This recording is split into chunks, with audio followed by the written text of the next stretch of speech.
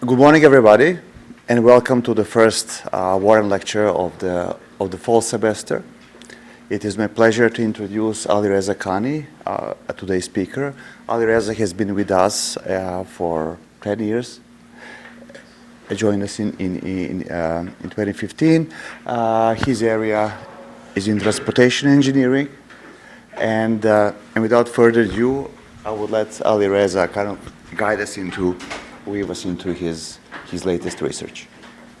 Thank you. Thank you very much, Boyan.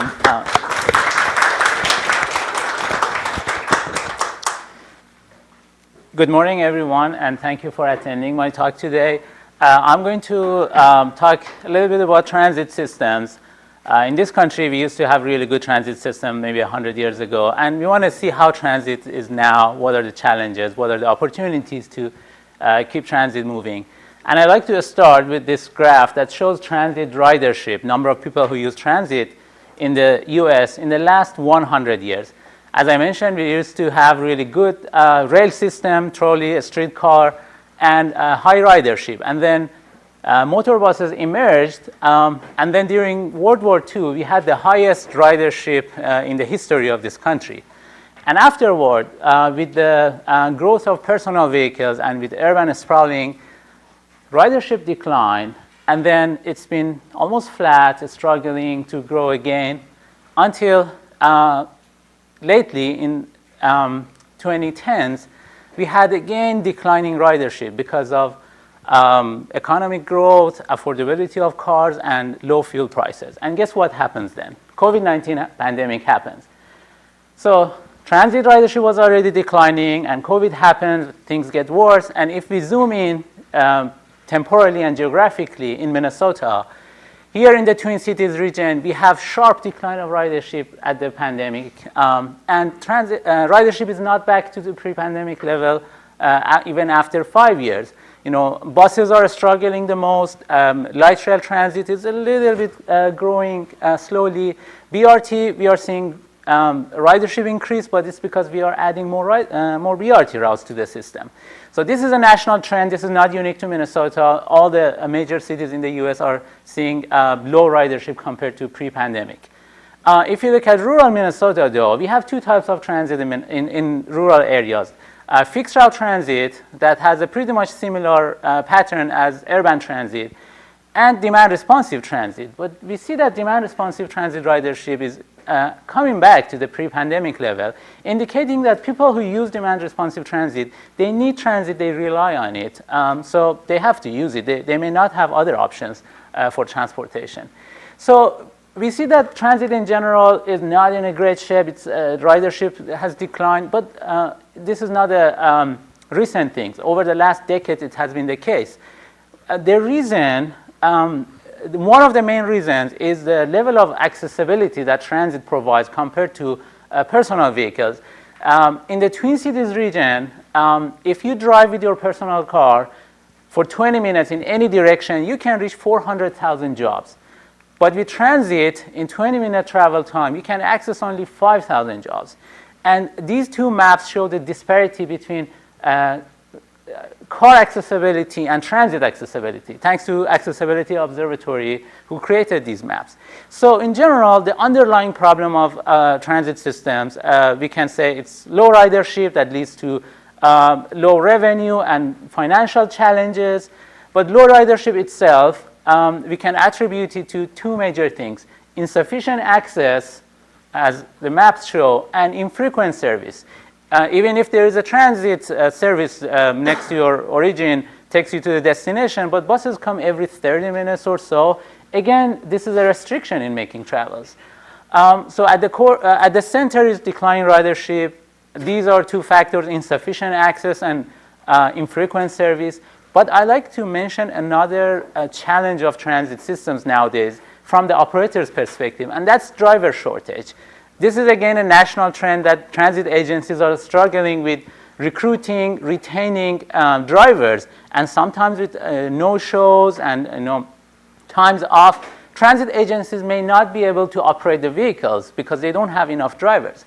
So these are some of the main challenges of transit, but there are some technologies that emerged recently in transportation. Some of these technologies actually led to challenges for transportation, but we want to see how we can leverage those technologies to improve transit, to complement transit, rather than having them or letting them compete with transit.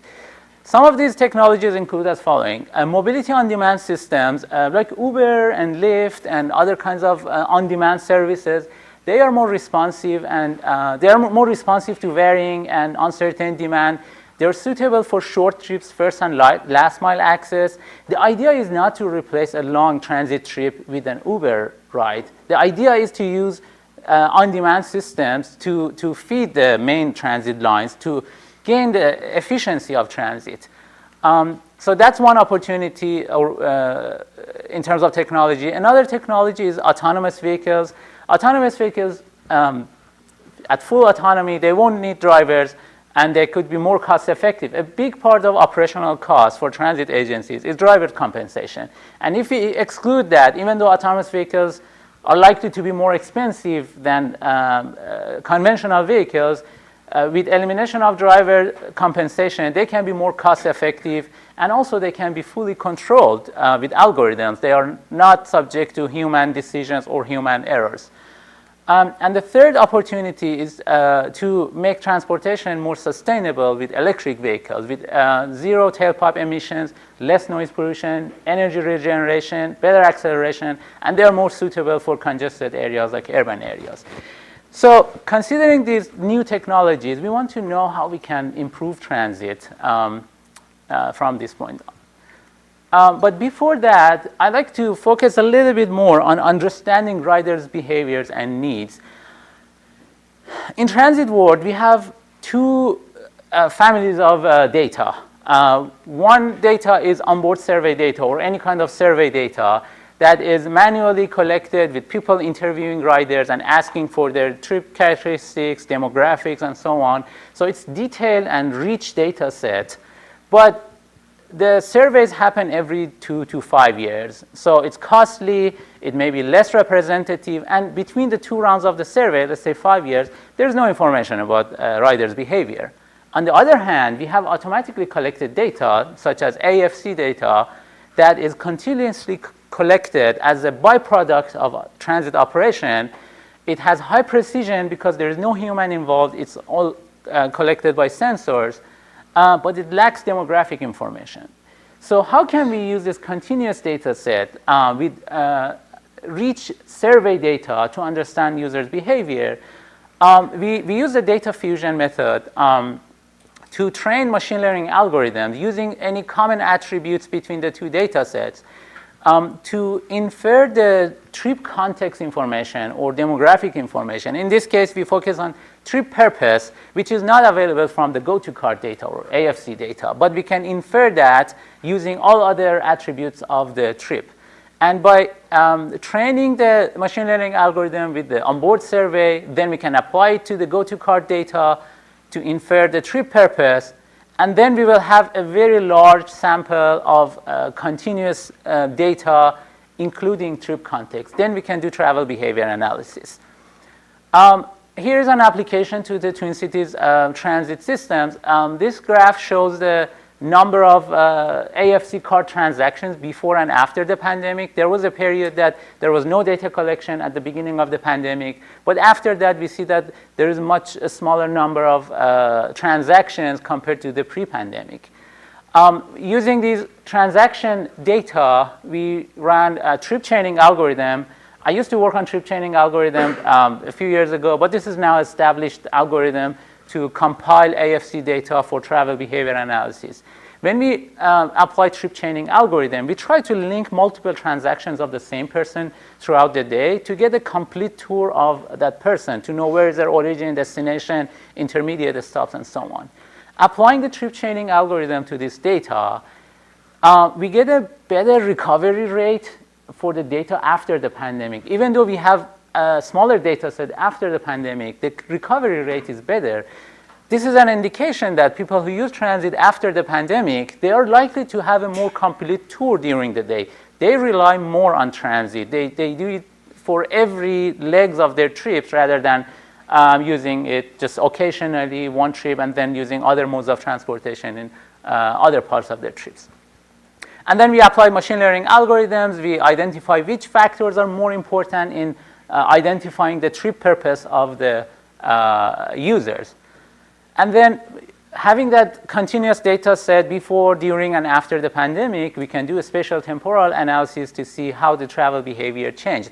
This is just a sample of the data or results that I'm showing here, showing the proportion of work trip or commute trips before the pandemic, during the pandemic, and after the pandemic, and for the AM peak period and non-peak period. And what we see here is that we have lower concentration of AM peak commute post-pandemic. Fewer people use transit for commute, especially for those white-collar office jobs in downtown area, 9-to-5 kind of jobs. But we have more commute trips during off-peak hours compared to the pre-pandemic. We see a little bit of darker color here compared to the pre-pandemic. This is an indication that a lot of people who work in the service industry, unconventional jobs during off-peak hours, evenings, weekends, and so on, they rely on transit. So this has implications to equity in transportation and those people who need transit and also rely on transit. I don't think we can have such thing as transit dependent anymore, because there is a lot of modes of transportation that anyone can choose from. But now we can call these people transit reliant. These are the people who rely on transit. Also, looking at the ratio of transfers, transfer is a negative impedance in transit systems. We see that there are more transfers in the off-peak hours post-pandemic. Again, those people who use transit during off-peak hours, they rely on transit. They have to go through multiple transfers, so it's more inconvenient for them. So there is a need for improving transit for people who need transit even post-pandemic. People who don't have option to work remotely, don't have option to drive their own vehicle, or they can't afford using ride-hailing systems like Uber and Lyft. So with that introduction about the needs, I'm going to talk about one technology solution that's using a mobility on-demand system to address the last mile transit access problem. So remember this accessibility disparity that I mentioned before. This is an example of why this happens. Very low density land use, car-oriented, that leads to high vehicle ownership, because it would be much more convenient if you use your own vehicle to get to these areas like this for shopping, for jobs, and for other kinds of activities. This leads to high vehicle miles traveled, congestion, and greenhouse gas emissions in urban areas. And then buses, due to low ridership, they have to be less frequent and distant, which makes it even more difficult for people to use transit. It makes improper access for riders. They have to cross the streets and parking lots, crossing major highways, unsafe for pedestrians. That leads to low ridership again. And this repeats in a vicious cycle, that lower ridership, lower the service, and this repeats.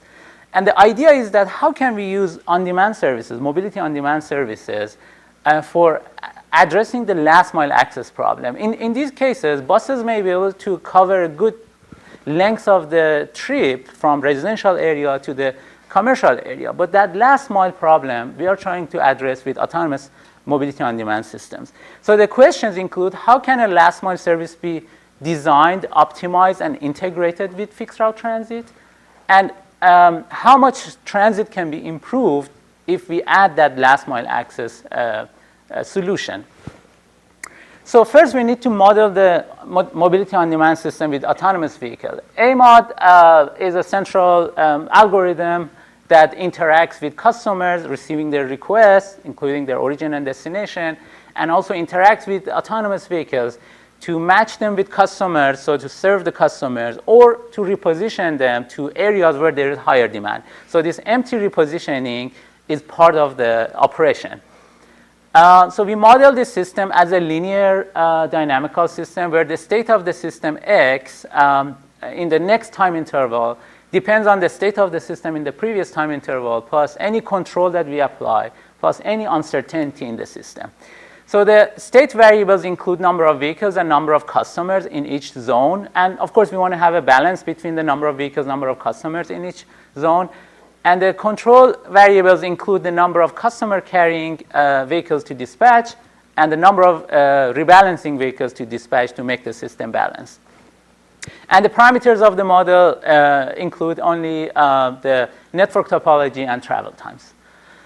The only uncertainty in the system is this D demand, that is the arrival rate of passengers that can be stochastic. So given this modeling framework, we want to look at some of the properties of the model. First, we can show the conservation of fleets in the system, and we can minimize the fleet size. I'm going to come back to this in a moment. But more interesting is that the proposition 2 says that if graph G is strongly connected and demand follows Poisson distribution with arrival rate lambda, the system equilibrium can be found as follows. U is the customer carrying dispatching, and it should be equal to the demand. It's obvious. We need to dispatch as many vehicles as equal to the arriving customers. But more interesting, the rebalancing vehicle can be calculated using the system of equations, where E is the incidence matrix for our network, and lambda is the arrival rate of passengers. So we need to solve this system of linear equations. One corollary states that if we have a network with more than 2 nodes, there is infinite number of equilibrium points coming from this system of linear equations.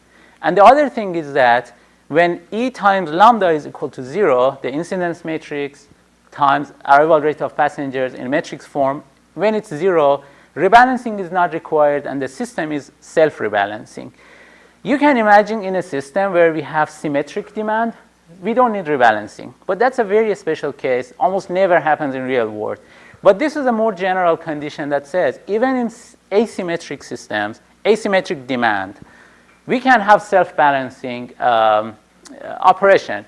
This is an example. This is a highly asymmetric system where demand is from A to B and demand is from B to D and so on. But this is self-rebalancing because it satisfies this condition. This is another example of asymmetric demand, but this is not self-rebalancing. And we need to find a repositioning scheme to make it self-rebalance or make it balanced. And we can actually find by finding a rebalancing flow of vehicles. Another example which is not self-rebalancing, but we can find the rebalancing scheme. So the goal here is to minimize the operation cost by finding the most cost-effective rebalancing scheme in the system. And we can do it by solving an optimization problem, minimizing the cost of rebalancing subject to the equilibrium conditions. Again, remember that we have infinite number of equations. We just define a cost function and we find one equilibrium from the set of equilibria, and we try to control the system around that equilibrium point.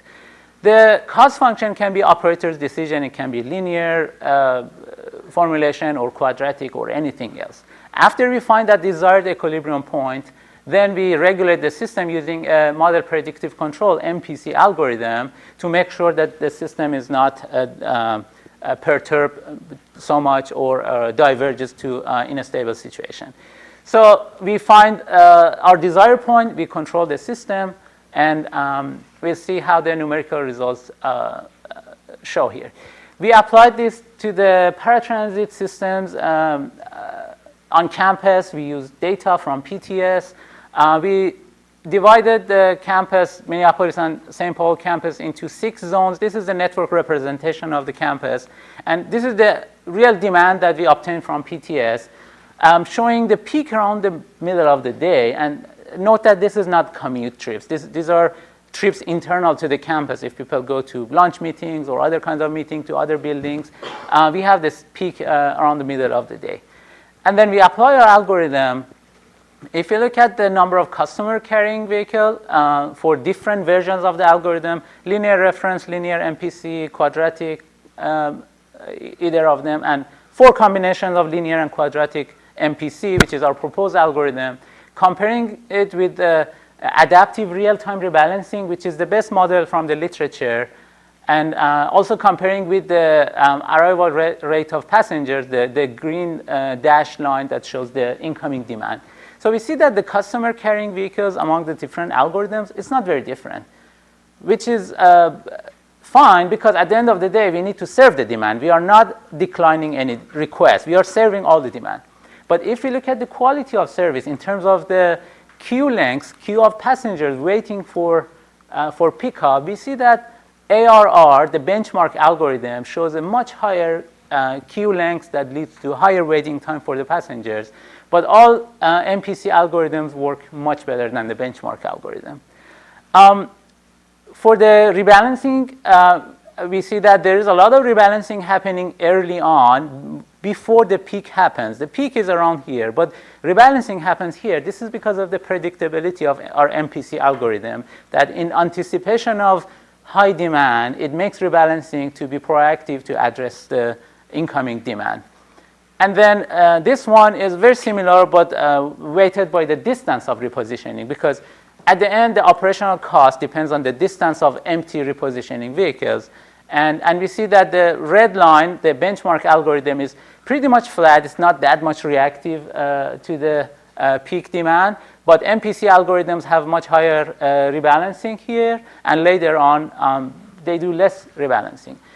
Putting everything together and monetize or showing quantified numbers, MPC algorithm with linear referencing and linear control provides the best results, both in terms of the quality of service for passengers and for empty repositioning, which is operators'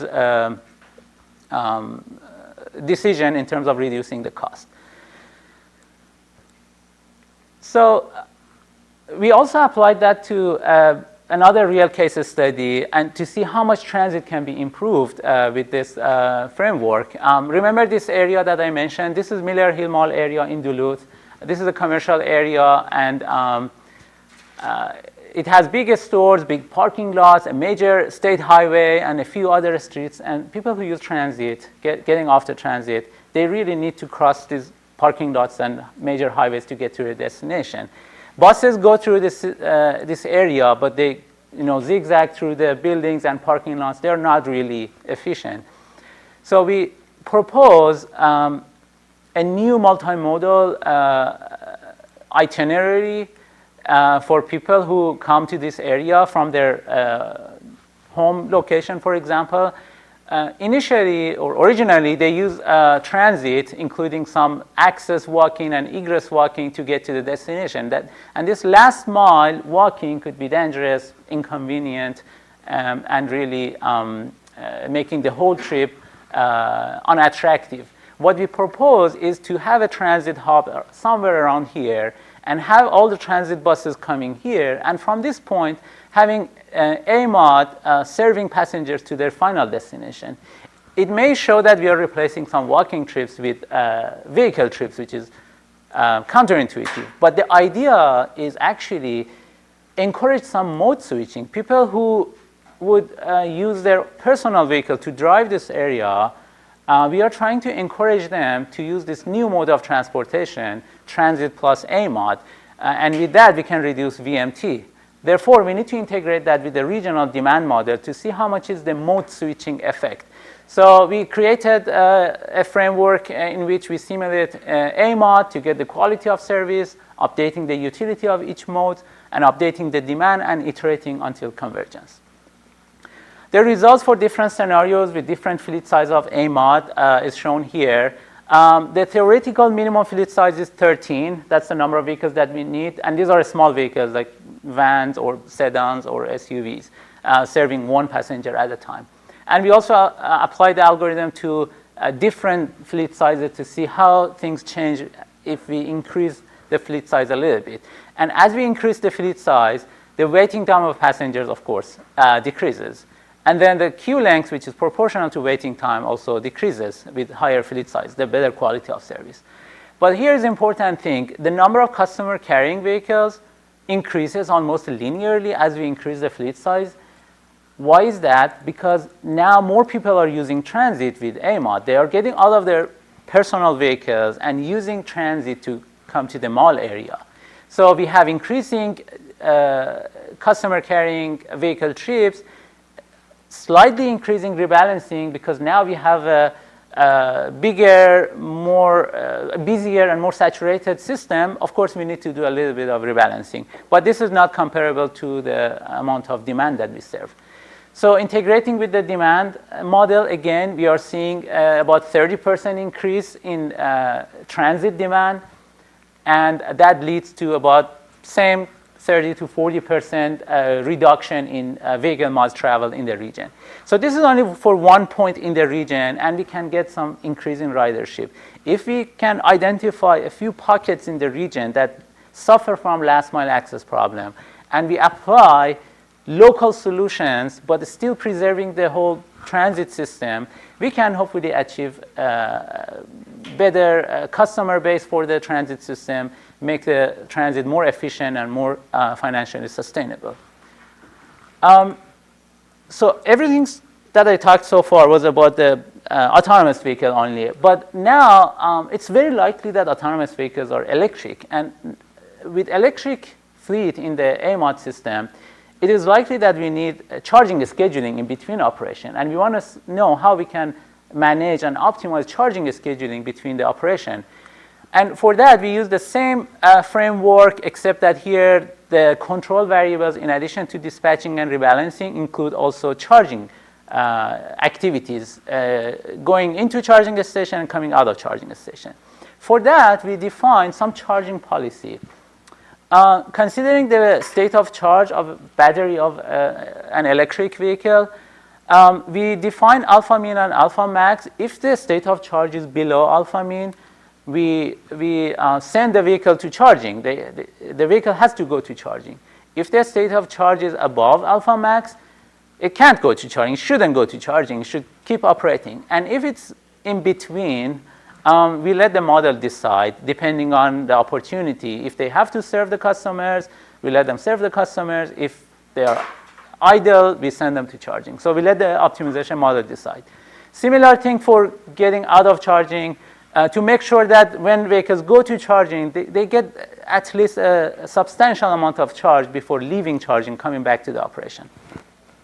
Two properties for the electric AMOD. One is that in the electric AMOD, the rebalancing scheme follows the same network flow optimization structures as AMOD. This is a very important finding, that in electric AMOD, the rebalancing scheme should be the same as the non-electric AMOD. And this has policy implications for the operation of electric AMOD.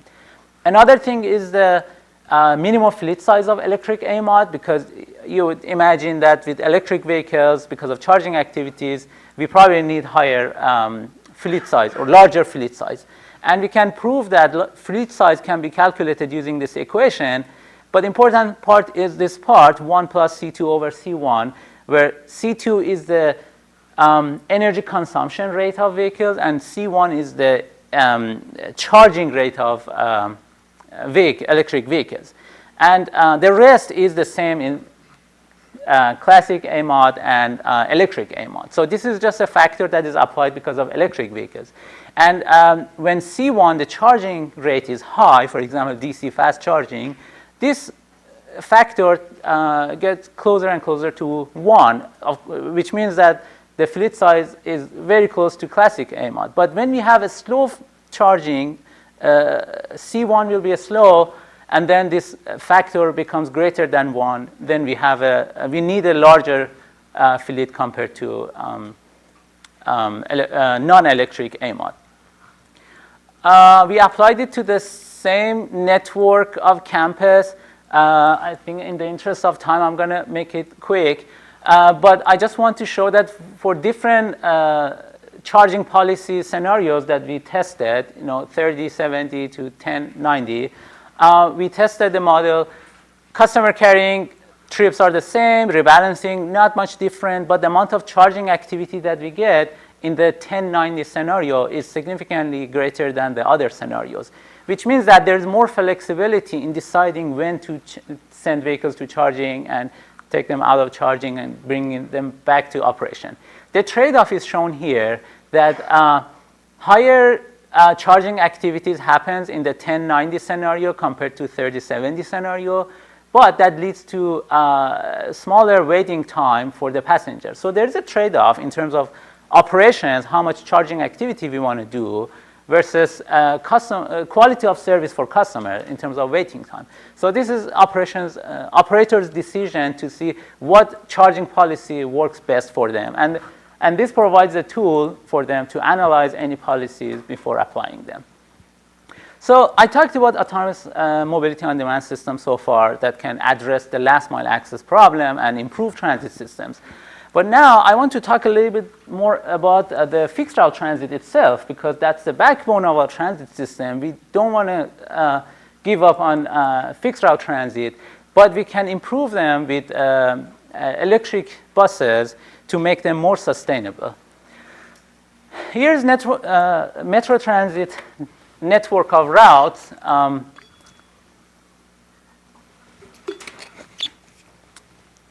More than 150 routes, operating more than 600 buses every day to serve those routes, and serving about 150,000 riders per day. And this is post-pandemic. I mean, previously it was more like 250,000.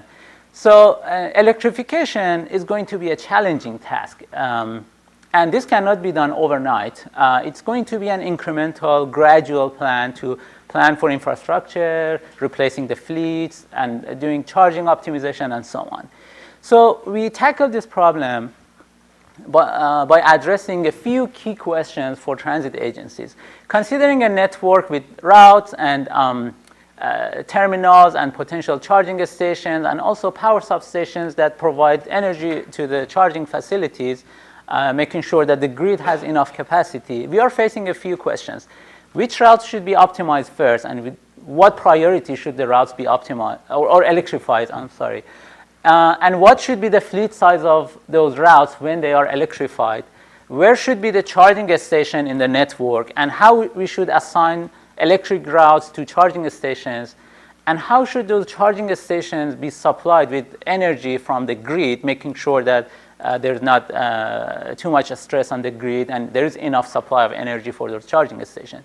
During all of these improvements and transitions, we have to make sure that transit service is not disrupted. We maintain the same service for the riders, because they may not care about what kind of vehicle comes pick them up. They just need to get to a destination in the morning or in the afternoon. So we want to make sure that the service is not disrupted. So the objective is to develop a robust, considering uncertainties in the system, cost-effective and incremental electrification plan without disrupting the service.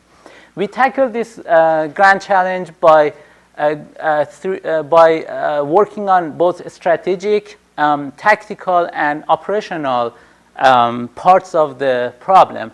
In the strategic level, we develop models that takes into consideration a lot of different criteria, not just transportation, but also land use, demographics, environmental, and so on, to see how we can prioritize routes for electrification.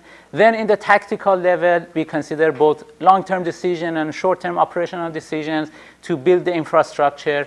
And for the operational part, given all the inputs from the previous steps, we just optimize the operation of buses. So I'm going to talk about the technical part, which is the core part of our study, and then I'll mention a little bit about the strategic and operational parts. So we tackled this problem with a two-stage stochastic program. The two-stage because we are dealing with both planning decisions, for example, where to build a charging station, and also operational decisions, like how we schedule buses for charging and operation. In the first stage, we decide the routes to be electrified, charging stations to build, where they should be built, what should be the capacity of those charging stations, and also the assignment of buses to charging stations to power substations. We model this as an optimization problem, with the objective function being a combination of diesel routes operating cost, electric routes maintenance cost, plus expected energy cost. The maintenance cost of electric vehicles and the energy cost of electric vehicles combined, they give the operational cost of electric vehicles. And then we have this term, because this is a multi-phase transition plan, we want to make sure in different fiscal periods we respect the budget constraints, and any leftover budget is transitioned to the next one. So this first stage is subject to operational, logical, and budget constraints. A lot of constraints here I'm not showing here, but also second stage problem that determines the expected energy cost from the operation of electric buses. Here in the second stage problem, we are dealing with charging scheduling of buses, considering the frequency of the service, the length of the route, and so on. But here, because we are working on a tactical problem, we don't have to worry about individual buses when they go to charging, when they come out of charging. We just need to have an aggregation or an approximation of what charging is needed, what additional fleet size is needed for each route to feed it to the first stage problem. For that, the objective of the second stage problem includes any depot charging cost. If we have a charging facility at Metro or transit agencies depot, buses can get overnight charging. That would be more cost effective, more convenient. But if we have lack of charging facilities in-house, we have to use third-party charging stations or en route charging. So we have penalty for that part. And then for any charging activities, there is going to be a deadheading trip, that buses move empty to a charging station, get charged, and come back. That deadheading trip has an additional cost. So we minimize that operating cost in the second stage problem, subject to a lot of constraints, most importantly, the energy conservation dynamics. So this is the evolution of the state of charge for electric buses. The state of charge in time t+1 depends on state of charge in the previous time interval plus any in-house charging, depot charging, third-party charging, and minus any power consumption due to operation of buses in the service. We solve this problem with sample average approximation. Basically, we generate scenarios with Monte Carlo simulation, and we run the second stage multiple times. We can take average or any higher percentile to have a robust solution. And we use a Bender's decomposition algorithm to solve the master problem and the sub-problem iteratively until convergence of the global optimal of the problem. Two properties of the model that I want to mention. One is that this problem is relatively complete recourse, meaning that the output of the first problem or first stage problem given to the second stage problem, it doesn't cause any infeasibility. So the second stage problem is always feasible, which makes it much more convenient because then we don't have to add feasibility cuts to the master problem. So that's one nice property of the model that we developed. The other thing is that the second stage problem is totally unimodular, which means that a very difficult integer program can be solved with linear programming algorithms much, much faster, and then the results will be automatically integer solutions. So with these two properties, they facilitated the use of Bender's decomposition, very efficient algorithm, and we can apply it to large networks. So I presented this tactical problem, tackling both planning and operational decisions. But now let's see how is the application to Metro Transit network. Before that, I'd like to talk about the strategic decision making a little bit. In the strategic level, we want to consider all other different perspectives. Therefore, we created a multi-criteria decision making framework, including 14 different criteria from different perspectives. Route characteristics, environmental condition, demographics, land use, and so on. And we presented these to experts and stakeholders to compare these criteria in terms of their level of importance in decision making. We conducted an AHP analytic hierarchy process survey to calculate the weight of each criteria. We created different maps and analyzed data for each criteria, combined them together. And then we ranked the Metro Transit routes in terms of their importance level, or in terms of their priority for electrification. This map shows the top 5 candidate routes that after a lot of sensitivity analysis, these top 5 routes remains the same. So these should be priority for electrification. The interesting thing is that Metro transit, well, this result shows Route 5 as the top route for electrification. And independent of this study, Metro Transit actually electrified Route 5 as the first route in their system. That confirms both sides. I mean, independently conducting analysis, the result is the same.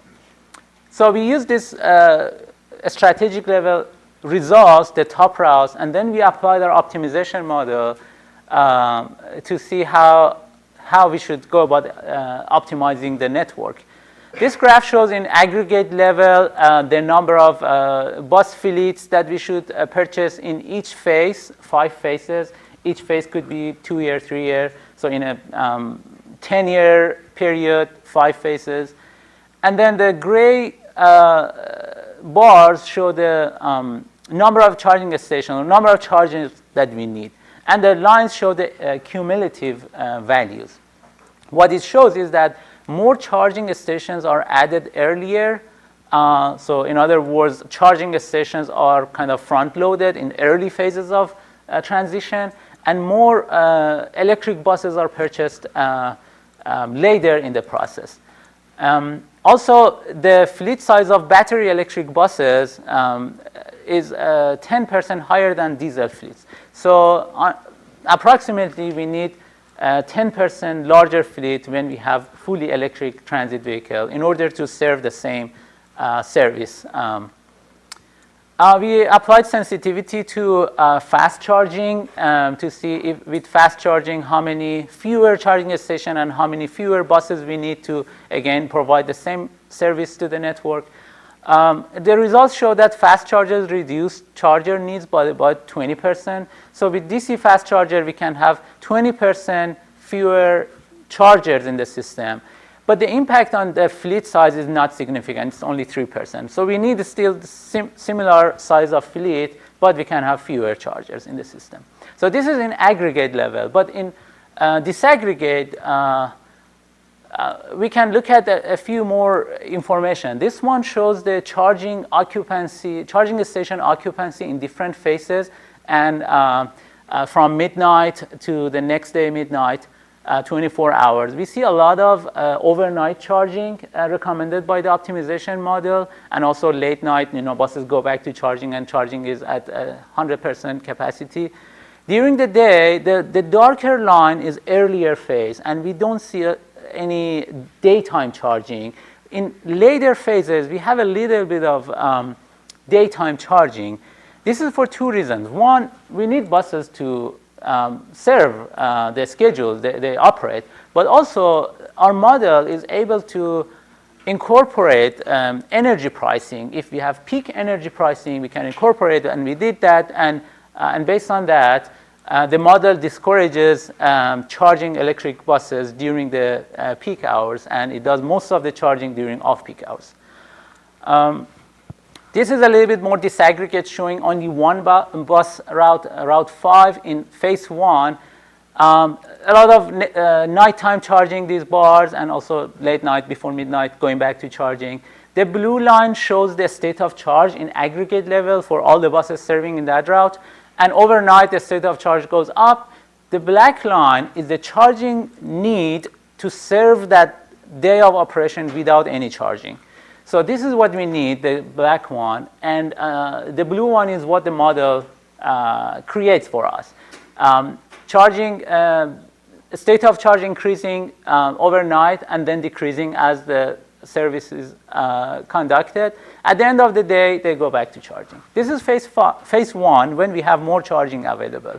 In phase 5, when we have a bigger, more saturated system, we cannot get close to what we need overnight. Overnight charging can get to about 80%, and then operation happens, and at some point during the day, buses need to go back to charging, get some daytime charging. We can create these graphs for any bus route in the system and see what is the best charging scheme for each bus. Okay, so this is the core part of our electrification plan. I'd like to talk a little bit about our recent work on more operational aspects of electrification. That's scheduling. What I showed on this graph, again, is aggregate for each bus route, but individual buses need to know when they should go to charging and we should come back to service. Many of you are familiar with this transit timetable, and this needs to be served, and any charging as needed should be squeezed in between service trips. But also minimizing deadheading is the objective. An important thing here is that transit service is a recurring thing, at least during the weekdays. And we can't say, okay, we just operate the service on Monday and we don't care about Tuesday. We need to make sure that the state of charge at the end of Monday should be the same as at the beginning of Monday, because we need to do the operation on the next day and the next day. So that's another constraint that we keep into consideration. So that timetable, we developed a network structure to model this, including a time state of charge expanded network. Imagine the transit network expanded in time in one dimension and expanded in the state of charge in another dimension. So we have a kind of a 3D network like this, and we develop a path-based algorithm to do the transit charging scheduling. The objective is to, let me show this one. So this is our network, and this is the itinerary of one bus during the day. Leaving the depot at a certain state of charge, going to the first terminal, serving one service trip, maybe another service trip, and then at the end of the day, going back to the depot, but the state of charge will be lower than what it was at the beginning of the day.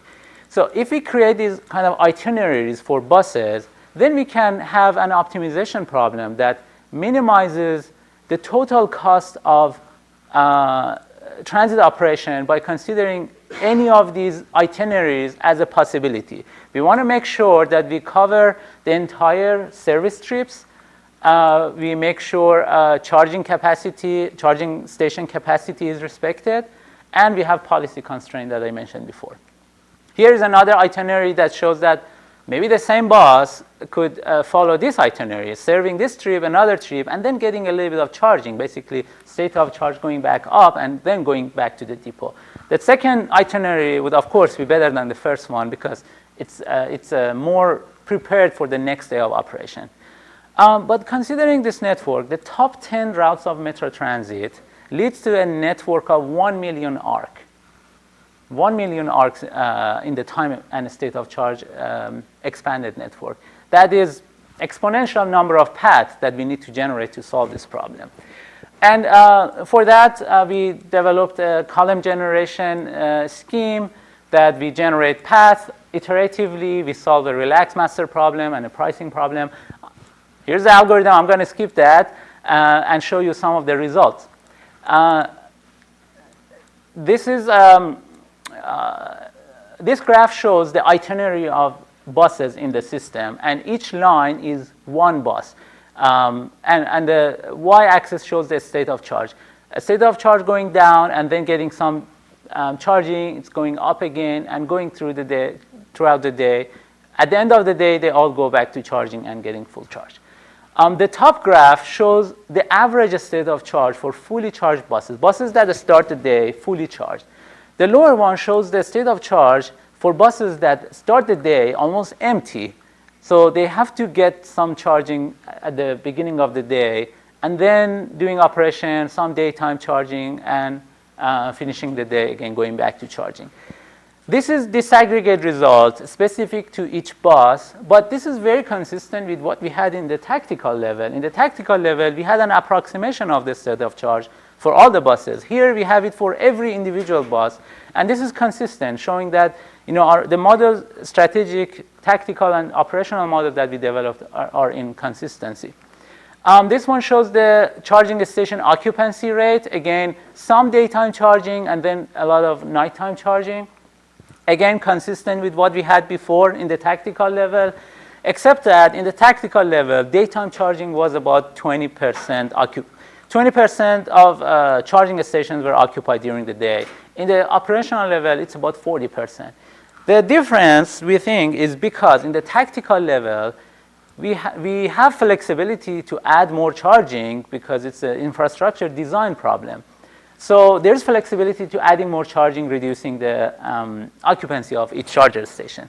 But in the operational stage, we are given the charging facilities. So we don't have flexibility to change them or increase their capacity. Therefore, we have to deal with that, and therefore we get something about 40% occupancy. So we did an energy management scenario. I'm going to go fast. If we have some peak energy pricing, we can do charging somewhere here. What happens to the system? There's going to be some idle buses during that time. I think I'm going to skip that. The last part, which is very quick. Okay, so far I talked about fixed route transit, how we can improve that, make them more sustainable with electrification. I talked about autonomous mobility on demand system, how they can address the last mile gap problem to make transit more accessible, more equitable. But there are even other opportunities that can be used to improve transit system. I have 2 slides on this. One of them is freight on a scheduled bus. This is the line of research that we just started recently. Remember this declined ridership due to the pandemic and hard time in recovering ridership? This means there is a lot of empty seats, empty spaces on buses. And we started to explore how about we use that empty spaces for package deliveries at some locations and times that it doesn't disrupt passenger flow really. So we did some empirical analysis with real data from Metro Transit to see if we integrate some shared lockers with bus routes, how much packages we can deliver. Just a feasibility study to see what is the potential for increasing the occupancy of vehicles by packages rather than passengers. And using network optimization, we found some optimal scheme that can be used for package delivery. The idea is to have some load profile along the route like this, that we can have some passenger load and some package load, but together they should not exceed the capacity of the bus. And of course, we should keep in mind any uncertainty in passenger demand. From day to day, passenger demand varies, and we want to make sure that the packages don't disrupt the flow of passengers. By doing some analysis on multiple routes of Metro Transit, we concluded that with this scheme, empty seat miles could be reduced by about 15 to 38%, depending on the route, if it's a local core urban route or suburban route or express route and so on. But imagine what can be done to increase ridership by 15%. If we can do that with packages and generate some revenue for transit, that revenue can be invested in transit and making transit better for the riders, and then we create a virtuous cycle instead of a vicious cycle for transit. So this is an opportunity that we are exploring. We had one publication and we are doing more work on this. Another thing is mobility as a service. In rural areas, and there are different types of transit services, fixed routes, demand responsive, and even route deviation that work like fixed route, but buses can deviate up to 1 block upon request to pick up, drop off passengers. Having these kind of different kinds of services, a lot of passengers, they may not know how to use the service. They have to make calls, make reservations. There are different kinds of barriers, like language barriers and so on.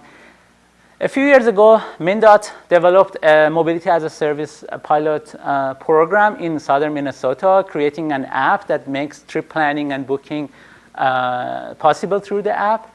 We were the research partner with MnDOT. We did a lot of data analysis. Bottom line is that we did a ridership analysis in the target group and control group in rural Minnesota.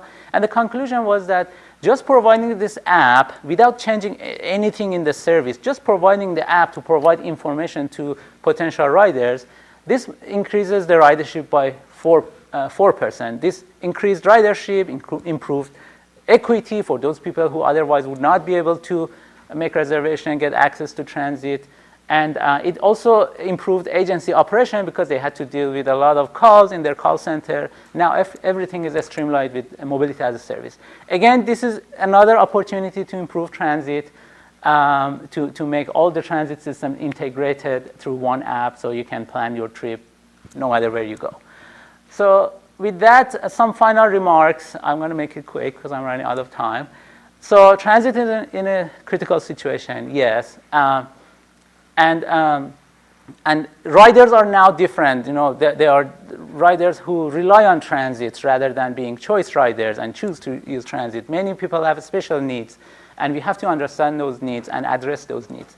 Fixed route transit, I believe that, you know, we gain efficiency by fixed route transit. We should keep them, and we should supplement them with on-demand services. And there are a lot of technology solutions that can help improve transit. Mobility on-demand services for last mile problem, mobility as a service to make transit accessible to people through their smartphone or other modes of information technologies. Battery electric vehicles to make transit more sustainable, environmental friendly, and multimodal last mile delivery to make transit more financially sustainable. And we need advanced OR, AR tools to make the adoption and optimizing this technology. And I'm committed to contribute to this field of study. I need to acknowledge sponsors at the state level and federal level and all the partners.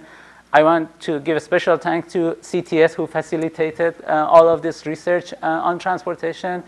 Also, my recently graduated PhD student, Dr. Emami and Dr. Alipur, who contributed to the most of this presentation. Also, my current PhD students, Kwanko and Nastaran, who are soon to be graduated, and they are working on the AI part of the travel behavior and on the urban logistics part of the research in my lab. Thank you very much, and I'm happy to take questions.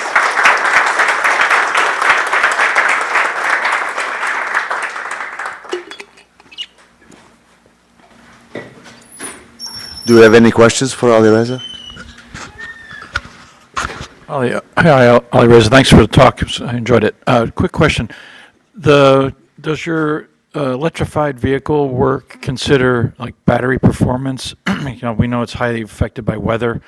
Winter range is 2/3 maybe of 25 degrees C range. Battery age, they don't perform as well. Did you think of those or consider those things at all? Yes, that's a great question. Yes, if I can go back to the slide on the two-stage stochastic program.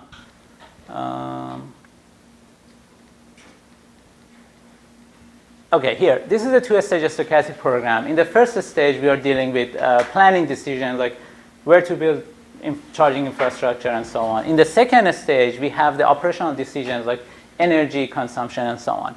The objective of the problem include this last term. This is the first stage, but yes, here we have an expectation of the energy cost, and that's based on the energy consumption or battery performance of electric buses. And we consider a range of scenarios for energy consumption, which is due to weather conditions, traffic conditions, passenger demand, and so on. So short answer is yes, we consider that uncertainty in the framework, and we try to design the infrastructure and fleet size to be robust to any uncertainty in the battery performance. Staying with your electric vehicles, when you put in your charging stations, those are geographically fixed and expensive.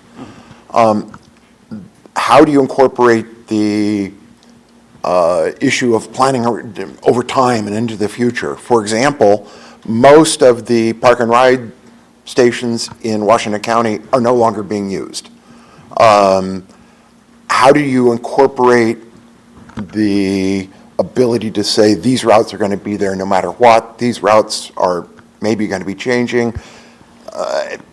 With a planning horizon, that's what, a decade, 2 decades? 30 years. Yes, that's a great question. And that's actually the strategic level decision making that I talked a little bit about here.